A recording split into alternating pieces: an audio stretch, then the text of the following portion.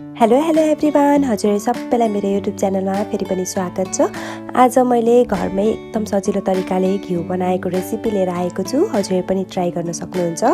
त्यसको लागि मैले लिएँ 1 महिनासम्म फ्रिजरमा स्टोर गरेको दुधको तर। त्यसलाई चाहिँ म ब्लेन्डिङ जारमा राख्दै छु। 1 मिनेटसम्म यसलाई ब्लेन्ड गरिसकेपछि हामी चाहिँ यसमा पानी राख्दैछौँ।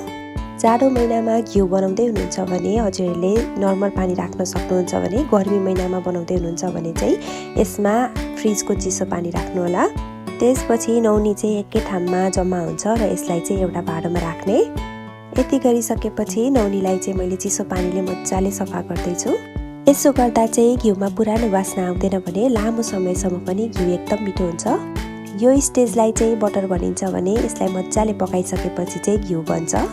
अब हामी मिडियम हिटमा नौनीलाई 20 देखि 25 मिनेटसम्म पकाउँछौँ। पाक्दै गर्दा चाहिँ यसको कलर पनि चेन्ज हुन्छ र यो घटेर थोरै बस्छ। हजुरहरूले भिडियोमा पनि देख्न सक्नुहुन्छ यसको कलर पनि चेन्ज भएको छ भने यो घटेर थोरै बसेको छ।